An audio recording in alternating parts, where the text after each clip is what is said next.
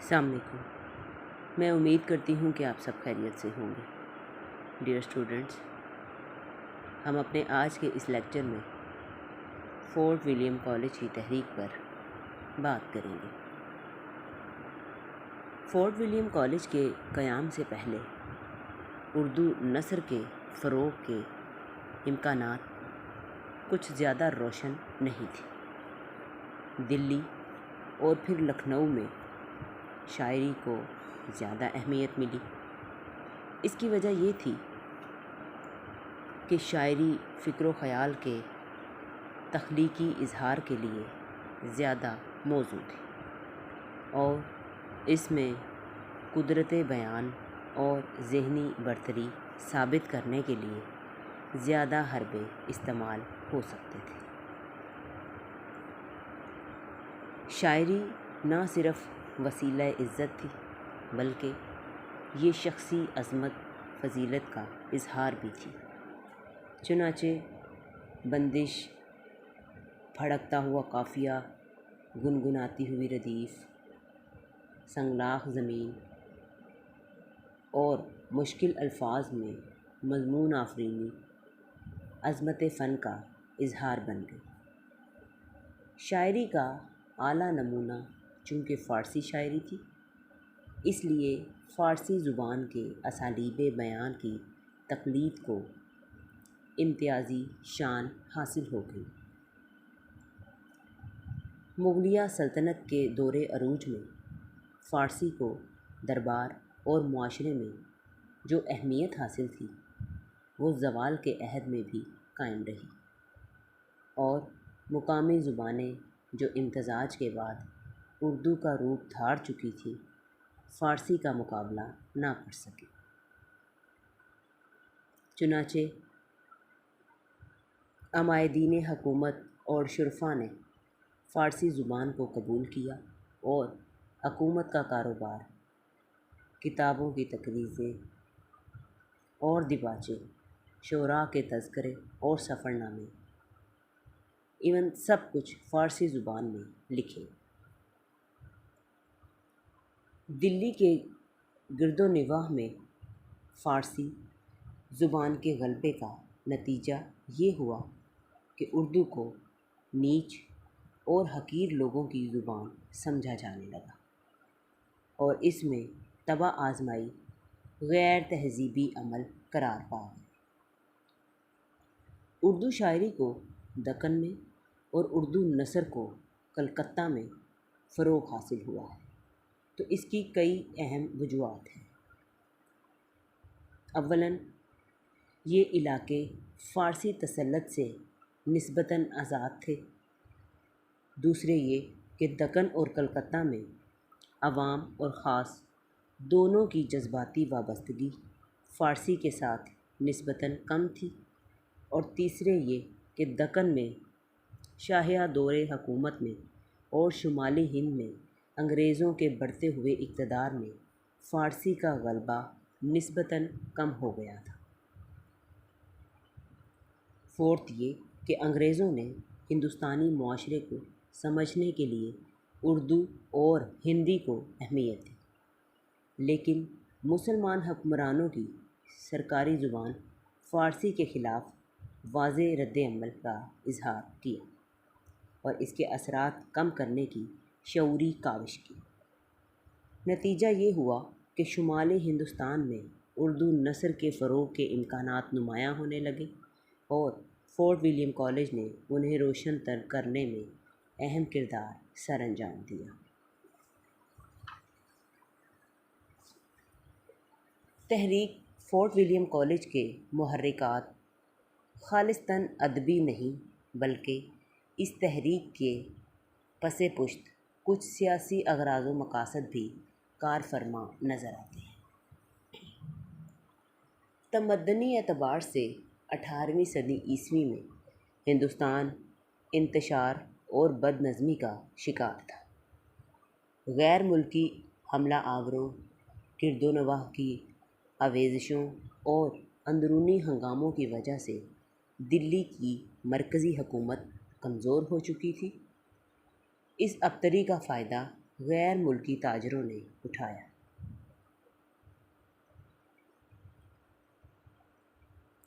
سیاسی اعتبار سے پلاسی کی جنگ میں کامیابی سے بنگال میں انگریزوں کے قدم مضبوطی سے جم گئے۔ سازشوں اور ریشہ دوانیوں کے اس دور میں انگریزوں نے سیاسی تدبر، مکر اور فریب سے شاہ عالم ثانی کو کمزور کرنے میں کوئی کسر اٹھا نہ رکھی۔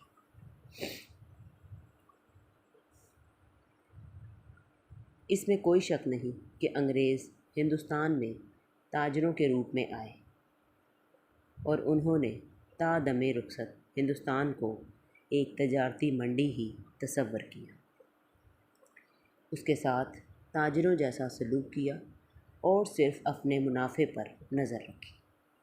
تاہم واقعات نے کچھ ایسی کروٹ بدلی کہ یہ تاجر آہستہ آہستہ ہندوستان کی فرما روائی کا خواب دیکھنے لگے۔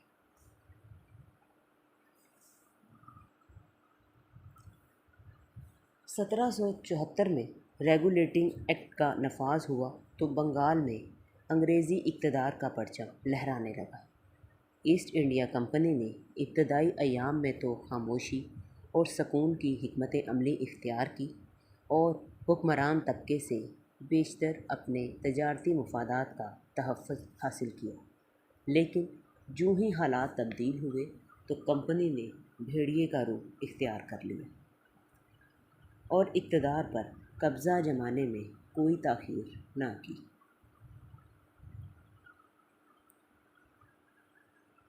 ایم چلی نے بالواسطہ طور پر ہندوستانی معاشرہ، مزاج اور رسوم کو پرکھنے اور ان سے تصادم سے گریز کا جو مشورہ دیا تھا،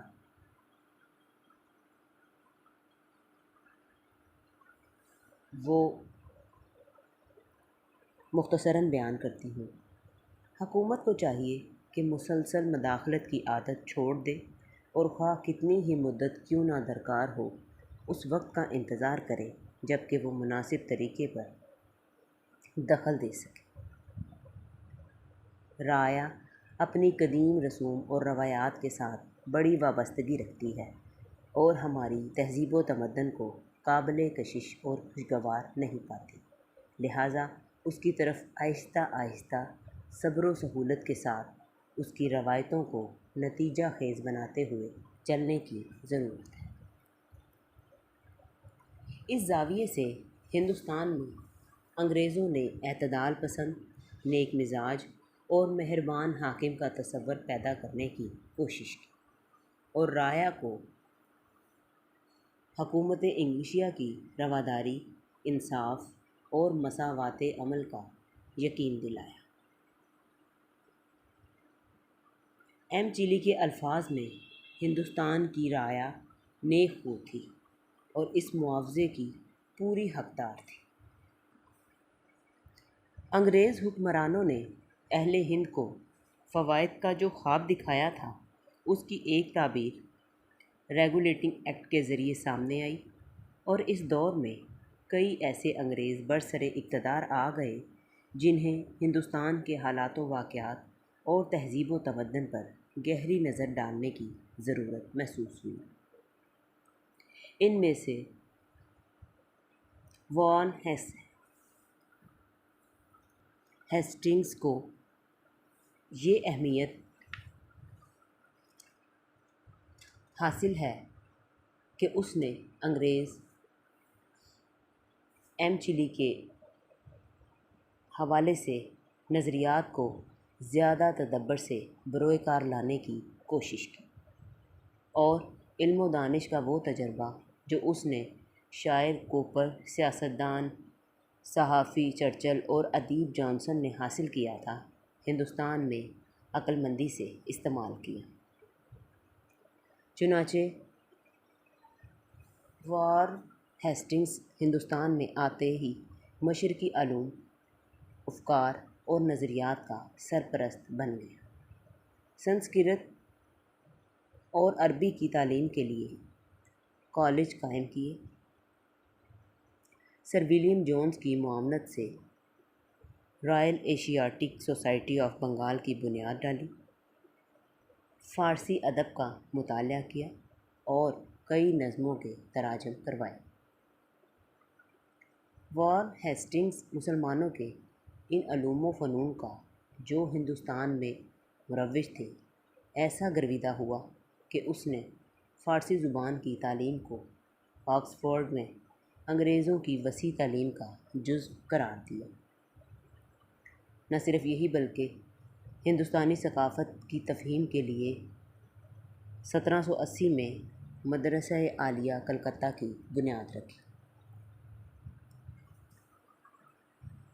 وارن ہیسٹنگز کے زمانے میں ایسٹ انڈیا کمپنی ہندوستان میں حصول اقتدار اور بقا کی جنگ لڑ رہی تھی۔ 19ویں صدی کے ابتدا میں انگریزوں نے ہندوستان کے تمام اعصابی مراکز کی تنابیں اپنے ہاتھ میں لے لیں۔ ٹیپو سلطان کی شہادت نے انگریزوں کے سب سے طاقتور حریف کا خاتمہ کر دیا تھا اور اب بچے کھچے ہندوستان کو پرامن ذرائع سے متی بنانے اور توازن و اعتدال کی فضا قائم کرنے کی ضرورت تھی۔ اس مقصد کے حصول کے لیے لارڈ ولزلی کو ہندوستان بھیجا گیا اور اس نے سبسڈیئری سسٹم کے نفاذ سے تلوار اٹھائے بغیر ہندوستان کا بہت سا علاقہ فتح کر لیا۔ فورٹ ولیم کالج کا قیام ولزلی کا ایک ایسا منصوبہ تھا جس نے اعتدال اور توازن کی فضا قائم کرنے میں معاونت کی۔ اس منصوبے کی تجویز و ترتیب اس کے اپنے ذہن کی اختراع تھی اور اپنی اس ذہنی تخلیق سے ولزلی کو اتنی وابستگی تھی کہ گورنر جنرل کی کونسل نے کالج کے آئین و ضوابط کا مسودہ 10 جولائی 1800 کو منظور کیا، لیکن ولزلی نے اس دستاویز کے متن میں درج ذیل الفاظ کا اضافہ کیا اور اسے سرنگا پٹم کے سقوط کی یادگار بنا دیا۔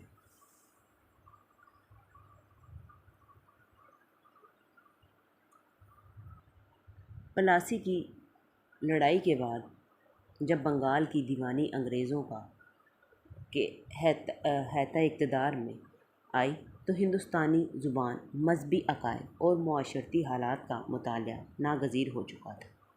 چنانچہ کمپنی کے انگریز ملازموں میں سے ہیڈلے، فرگوسن، گلکیریسٹ وغیرہ نے لغت اور قواعد و زبان وغیرہ کی کتابیں تالیف کی۔ ایسٹ انڈیا کمپنی کے ابتدائی ایام میں تجارتی امور سر انجام دینے کے لیے بالعموم زیادہ تعلیم یافتہ لوگوں کی ضرورت نہیں پڑتی تھی، چنانچہ کمپنی ایسے لوگوں کو بھی ملازمت پر مامور کر دیتی جن کے پاس کوئی تعلیمی سند نہ ہوتی تھی اور جن کی سیرت اور کردار کے بارے میں ڈائریکٹروں کو کوئی علم نہ ہوتا تھا۔ پلاسی کی جنگ کے بعد کمپنی نے سیاسی ذمہ داریاں اور انتظامی نظم و نسق بھی سنبھال لیا تھا، اس لیے اب ایسے ملازمین کی ضرورت لاحق ہو گئی جو مشاہدے اور تجربے سے مقامی مسائل کو سمجھ سکے اور حکمت و دانش سے ان کا حل بھی تلاش کر سکے۔ چنانچہ ملازموں کی قابلیت اور دیانت کے ساتھ میل جول کی صلاحیت کو بھی پرکھا جانے لگا۔ Lord Wellesley East India company کے صدر دفتر میں ایک اہم عہدے پر فائز رہ چکا تھا، اس لیے اسے علم تھا کہ ہندوستانی زبان اور معاشرے کی بنیادی واقفیت کے بغیر ملازمین کو کتنی مشکل کا سامنا کرنا پڑتا ہے۔ چنانچہ ہندوستان میں آمد کے فوراً بعد اس نے کمپنی کے ملازمین کو ہندوستانی زبانیں سکھانے کا منصوبہ مرتب کیا اور اس مقصد کے لیے ولزلی نے گلکیریسٹ کی اس تجویز کو قبول کر لیا کہ نوجوان ملازمین اپنے ذرائع سے منشیوں سے تعلیم حاصل کرنے کے بجائے پہلے فارسی کی ابتدائی تعلیم گلکیریسٹ سے حاصل کریں۔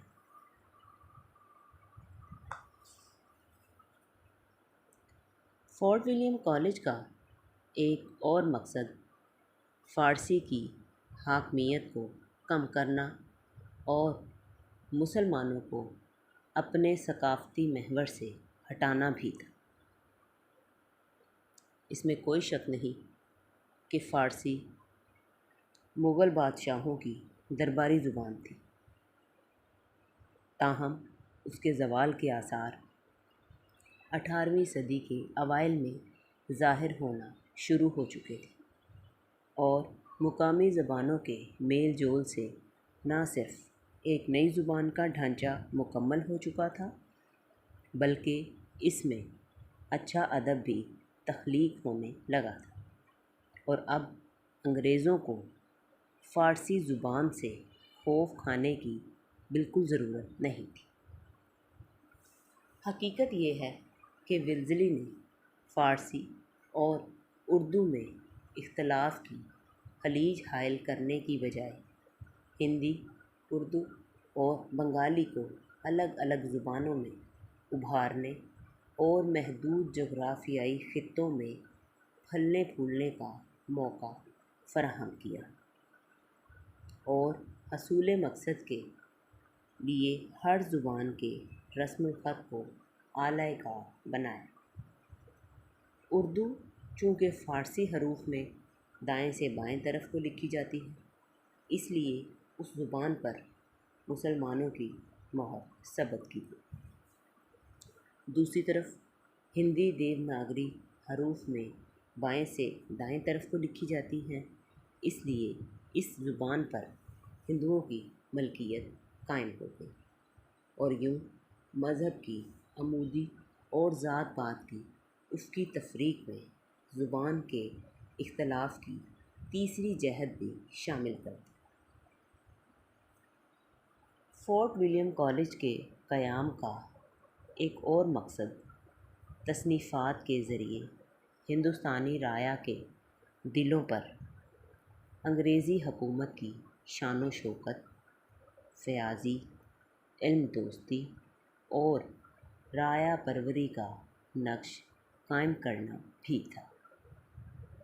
بظاہر فورٹ ولیم کالج کی مطبوعات کہانی، تاریخ، شاعری اور قانون کی اصناف پر محیط ہیں، تاہم مصنفین نے ان کتابوں میں جو دیباچے اور خود نوشت حالات لکھے ہیں، ان میں سے سرکار انگلیشیا، لارڈ ولزلی اور ڈاکٹر گلکرسٹ کی تحسین اور قصیدہ گوئی میں کوئی کسر اٹھا نہیں رکھی۔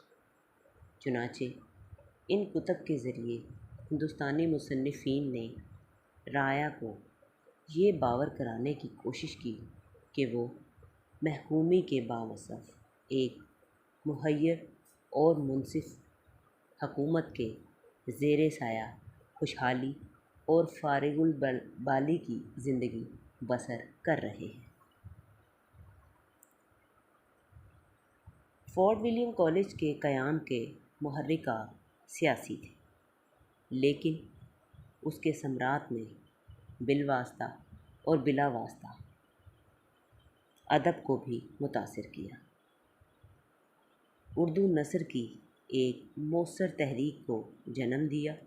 یہی وجہ ہے کہ اردو کا مورخ فورٹ ولیم کالج کو ہمیشہ تحسین کی نظر سے دیکھتا ہے۔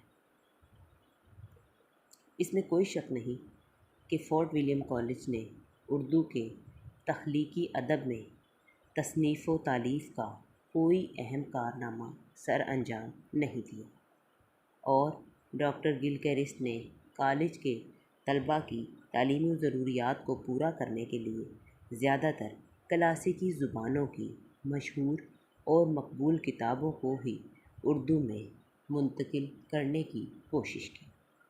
تاہم اس حقیقت کو نظر انداز کرنا ممکن نہیں کہ گلکرسٹ نے اردو نثر کا پہلا ادب پیدا کیا۔ گلکرسٹ سے پہلے اردو نثر کی باقاعدہ روایت موجود نہیں تھی۔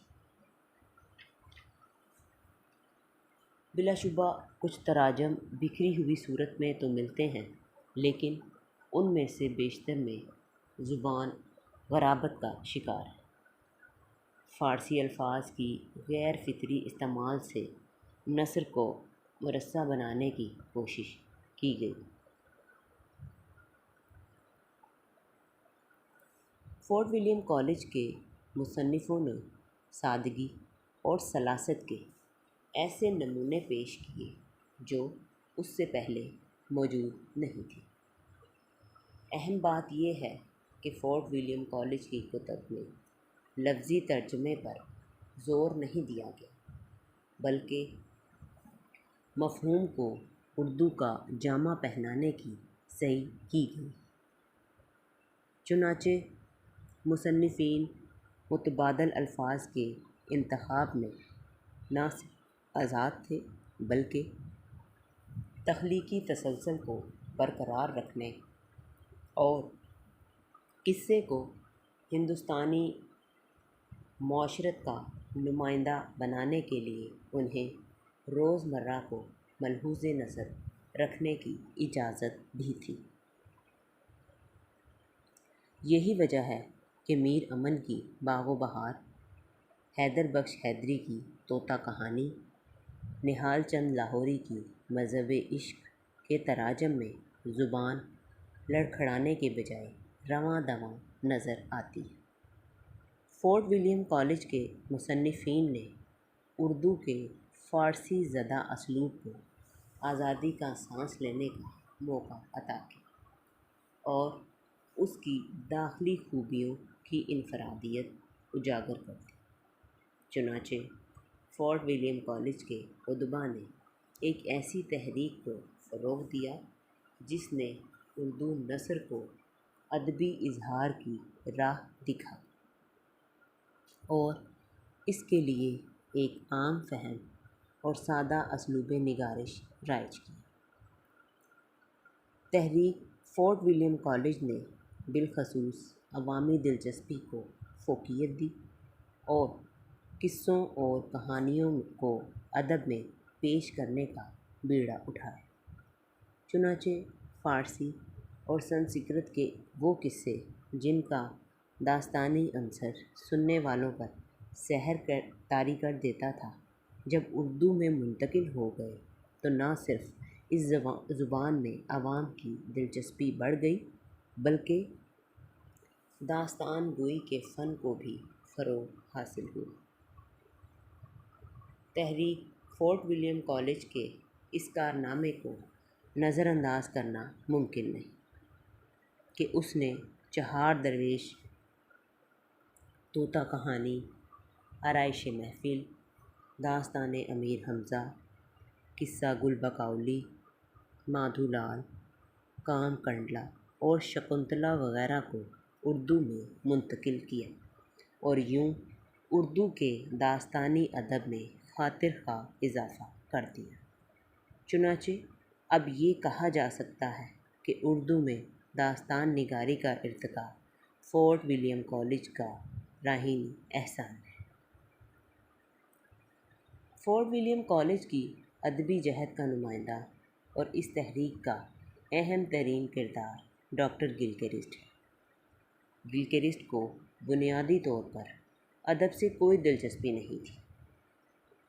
وہ 1783 میں ایسٹ انڈیا کمپنی میں اسسٹنٹ سرجن کی خدمات سر انجام دینے کے لیے ہندوستان آیا اور اس نے اپنی ذاتی کوشش سے اردو زبان سیکھنا شروع کی۔ طالب علمی کے دوران اس نے اردو زبان کی قواعد اور لغت مرتب کرنے کا عہد کیا اور دن رات محنت کی۔ انگریزی ہندوستانی لغت کا مسودہ مکمل کیا اور 2 سال کے بعد گلکرسٹ کی دوسری کتاب ہندوستانی زبان کے قواعد شائع اور اس کے بعد ضمیمہ ہندوستانی لسانیات چھپی۔ ان کتابوں کی اشاعت سے گلکرسٹ کو ہندوستانی زبان کے ماہر کی حیثیت حاصل ہو گئی۔ چنانچہ جب ولزلی نے انگریز افسروں کو ہندوستانی زبان کی تعلیم دینے کا ارادہ کیا تو گلکرسٹ کی خدمات سے سب سے زیادہ استفادہ کیا۔ گلکرسٹ جو ہندوستان میں ایک طبیب کی حیثیت میں وارد ہوا تھا، اب اورینٹل سیمینری میں زبان کے معلم کے فرائض سر انجام دینے لگا، اور جب 1800 میں فورٹ ولیم کالج میں اسے ہندوستانی زبان کے پروفیسر کے عہدے پر متعین کیا گیا تو یہاں اسے اپنی صلاحیتوں کو عملی طور پر بروئے کار لانے کا بہتر موقع ملا۔ Dear students, fort William college تحریک کے حوالے سے اپنے نیکسٹ لیکچر میں مزید بات کریں گے۔ آپ سب کا بہت شکریہ۔ السلام علیکم۔